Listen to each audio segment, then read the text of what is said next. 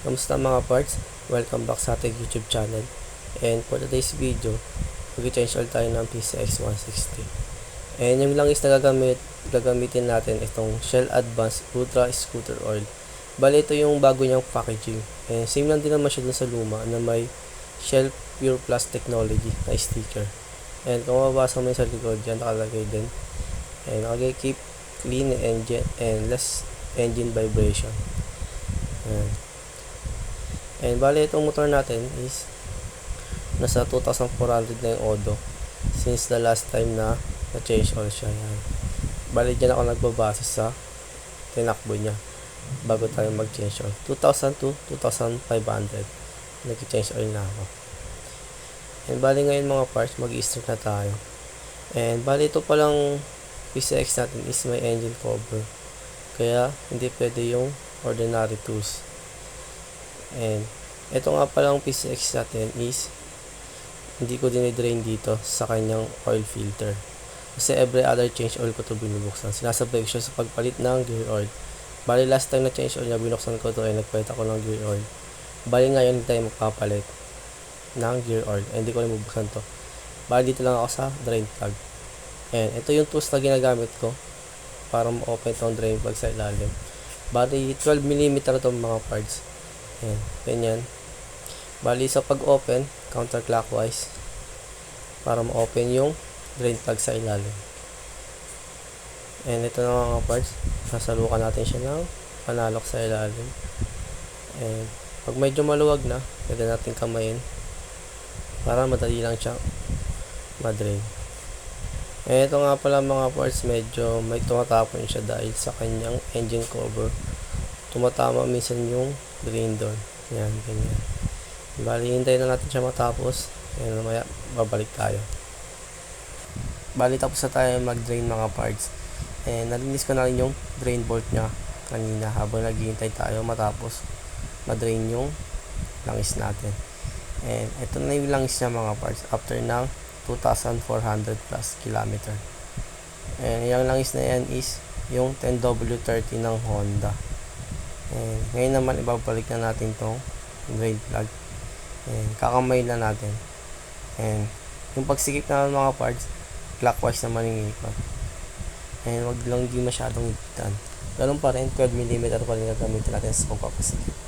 And yun nga mga parts, first time lang tayo nagpalit ng langis.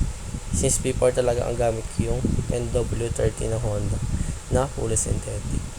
And nag-search lang ako na medyo maganda daw tong bagong langis ng Shell Advance na Ultra Scooter Oil dahil nakakalas na ng vibration. Yun nga lang, medyo mataas yung price niya. Nabili ko siya sa Shopee sa mismong official store ng Shell ng 623 pesos. Yun lang mga parts. And magkasali na tayo ng langis. Bali ngayon mga parts, magkasali na tayo ng langis. And itong nabili natin langis is 1 liter. And kailangan na natin is 800 ml. Kaya nagbawas tayo ng 200 ml mga parts. And 800 ml lang talaga mga parts ang change oil ng PCX 160. Nakalagay naman yan sa kanyang dipstick. And nasa manual. Ayan nakalagay 0.8 liters lang after drain. Kaya hindi tayo malilito mga parts. And kailangan mga parts sakong-sakto yung ilalagay natin. And ngayon magkasalin na tayo. Medyo mahirap lang magsalin dahil mag-isa lang ako. And nagbibideo rin ako. Ayan. Salin na natin yung langis dito sa ating engine. Bali, uubusin na natin itong mga parts dahil nabawasan natin ito ng 200 ml. Kaya sakto ng 800 ml yung mga parts. And itong langis na itong mga parts, ilalagay ko sa link yung Shopee link niyan. O ilalagay ko sa description yung Shopee link ng pinagbilihan ko nito. Sa mismong official store lang sa Shell mga parts. Huwag kayong bibili sa ibang store kasi marami daw nagkalat na peke ng ganitong langis. Kaya dun sa mismong official store tayo ng Shell. Makikita nyo naman may nakalagay dun ng mall sa mismo kanilang official store. Kaya makaka-discount naman tayo pag may mga voucher tayo na makukuha sa Shopee. Medyo mataas na yung price niya mga parts, pero malilis ko yun sa mga voucher. Yung mga parts, bali natapos na.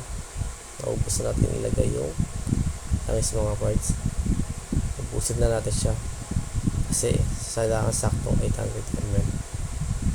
Ayan. And bali ngayon mga parts, babalik na natin yung dipstick mga parts. And ito mga parts, mapapalik ng dipstick.